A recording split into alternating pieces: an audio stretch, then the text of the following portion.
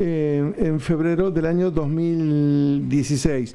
Está el niño Osiris Sánchez, que es abogado, que es ecuatoriano, y representó a las familias mendocinas en aquellos primeros años del caso. ¿Qué tal, doctor Sánchez? Buen día, Ricardo Montacuto y equipo desde Radio Niwil Mendoza. ¿Cómo le va?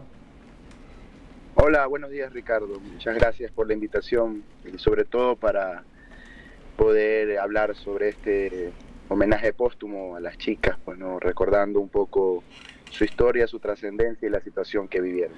Una de las cosas que a mí por lo menos me sorprendió en aquel momento fue, por lo menos lo que se notó desde acá, es que hubo bastante diligencia en tratar de resolverlo. Es decir, más o menos pronto hubo detenidos, hubo juicio, hubo condena, pero siempre hubo la sensación de que algunas personas no pagaron por lo que pasó y que los 3 que están presos, cumpliendo perpetua, no fueron los únicos.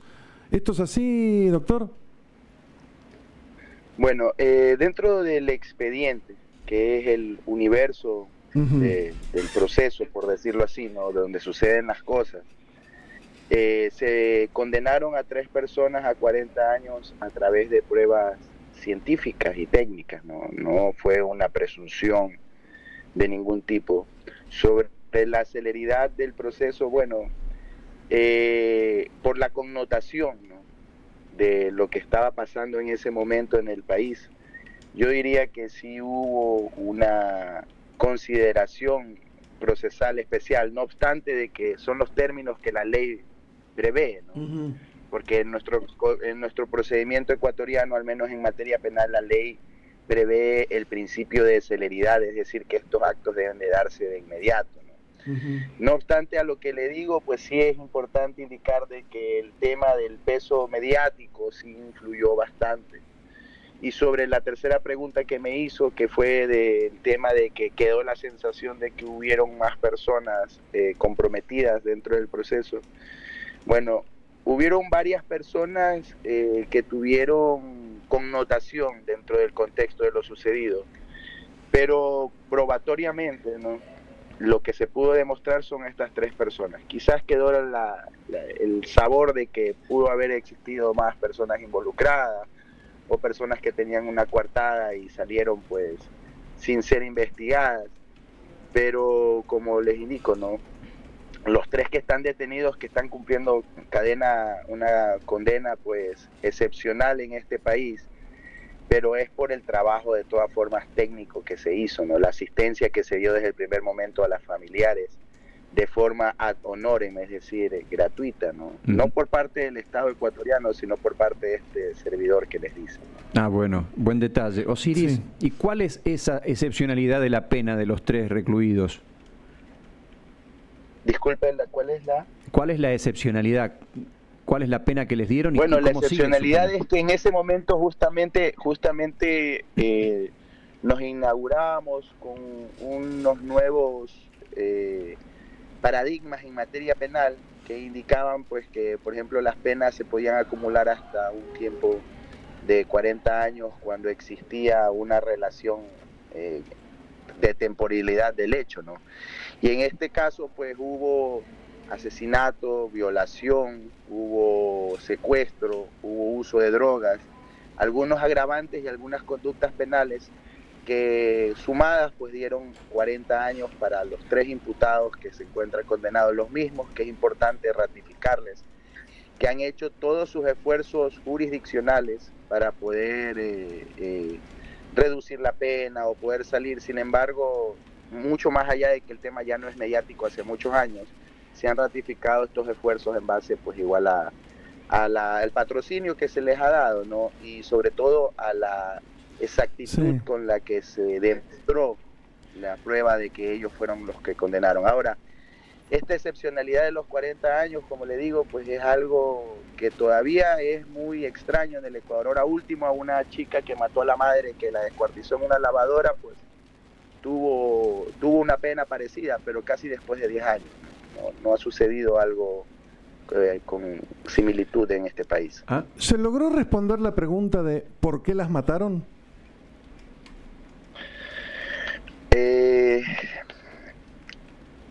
esa es una hipótesis que de todas formas yo la puedo manejar desde la perspectiva personal de lo que analicé, ¿no? De lo que vi, de lo que experimenté. Quizás jurídicamente esa hipótesis no pudo ser resuelta más allá del crimen, pero si usted me pregunta desde mi perspectiva personal y profesional, considero de que esto se dio por un exceso, ¿no?, de parte de estas personas que ya estaban acostumbradas a violar, a tratar de que a las turistas que estaban de paso, pues abusarlas, robarlas, ¿no?, ponerlas en condiciones de indefensión.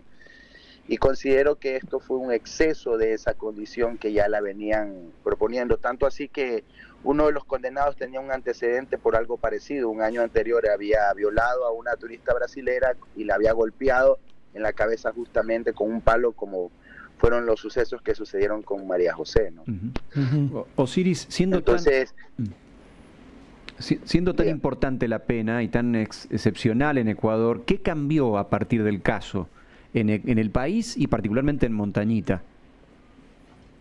Bueno, sí sucedieron muchas cosas, ¿no? Hubo mucho más cautela, no obstante que se seguían dando casos por este tema de la corriente de narcopolítica y narcosociedad que acosa a toda Latinoamérica en realidad, ¿no? Y ese era un lugar, un punto de encuentro, pues, para comportamientos libres, ¿no?, para consumo de sustancias, para alcohol, para diversión, pues no, de primer mundo, como podrían decirse, pero sí decayó mucho la tranquilidad dentro de ese balneario hasta el día de hoy, que no logra recuperarse, no solamente por esta situación, que podría decirse que fue un inicio, sino también por varias situaciones sociales y económicas, ¿no? Y sobre el tema de las condenas, ¿no?, creo que fue algo ejemplarizador, porque desde ahí se cuentan las condenas para abajo. Si se llegan al tope por algún tipo de este tipo de sucesos a 40 años, pues no, se considera que es un castigo ejemplarizador. Ahora, doctor Sánchez, en la Argentina, cuando ocurre algún crimen muy resonante en algún destino turístico, en general suele haber, pasó en Pinamar con el caso Cabezas, pasó en Miramar con uno de los primeros femicidios de mucha trascendencia. Suele haber resistencia de las poblaciones locales a dar información, a que es como el tiburón de Miami, ¿no? En Miami no hay tiburones, pero hay tiburones. ¿Usted entiende lo que le quiero decir? Sí, claro. En los lugares turísticos no se habla de las cosas malas que pasan. ¿Cómo se comportó la población local en Montañita a la hora de aportar testigo, prueba, cosas que fueran útiles a este proceso? Bueno, la población al comienzo, debo reafirmar de que es un pueblo, pues, costero, ¿no?, donde la población es muy local, muy primitiva, ¿no?, claro, indígena, por decirlo así, pero de la costa, ¿no? Y ellos asumen una percepción, por decirlo así, de asimilarse con el turismo, con el pueblo, ¿no? Pero al comienzo fue un poco complicado el tema de los testigos, ¿no? No obstante, poco a poco, pues dentro del proceso fue desenmarañándose situaciones que colaboraron para dar con los indicios. Pero hay algo muy importante que quiero recalcar: los tres que están detenidos, ¿no? El rojo y el negro, Ponce y el otro procesado, Rodríguez, ¿no? Rodríguez ellos desde un comienzo, ¿no?, cuando fueron capturados, ¿no?, dieron detalles que solamente las personas que estuvieron en la escena del crimen podrían determinar de qué sucedió, ¿no? claro. O sea, ellos como autores materiales del hecho son reconfirmados, no hay una duda sobre eso, ni razonable ni no razonable. En el caso del tercer procesado, ¿no?, que fue a posterior, fue en base a que se encontró dentro de la escena del crimen, ¿no?, rastros, máculas de sangre, que al contrastarse con estas personas procesadas dio positivo, ¿no?, con el último procesado, que en este momento se me escapa un poco el nombre. José Luis Pérez Castro. Pero Pérez Castro, exacto. Entonces, Esas son los 3 que pudieron procesar. Para mandarle un dato que no es especulativo, sino científico, ¿no? Se encontraron máculas y muestras de otros ADN también, pero que nunca pudieron, que al menos con las personas sospechosas con las que se contrastaron, no dieron positivo. Por eso se supone que había por lo menos 2 o 3 personas más en ese lugar. Por eso se supone que habían 2 o 3 personas más que de todas formas habían sospechosos, como un señor que hacía un expreso, pero que la coartada de él fue que mostró una foto que en el mismo día, a la misma hora donde se hacían los hechos, él se encontraba en otro pueblo. Bien. Doctor Sánchez, le agradezco mucho el recuerdo del caso y estas reflexiones. Sé que tenga buen día. Gracias por la invitación. Que tengan buen día. Osiris Sánchez, abogado de las familias de Marina Menegaso y María José Coni. Las 2 mendocinas se cumplen 10 años del crimen de Montañita. Qué terrible que fue. Truculento. Realmente fue muy pesado. Un caso de gran impacto regional. Sí, claro. Intervino hasta los gobiernos nacionales. Sí. Fue realmente muy fuerte. Los condenados eran Alberto II Mina Ponce, Aurelio Eduardo El Rojo Rodríguez y después José Luis Pérez Castro, el tercer condenado a los 40 años de prisión. 9:28. ¿Hacemos una tandita? Cortita.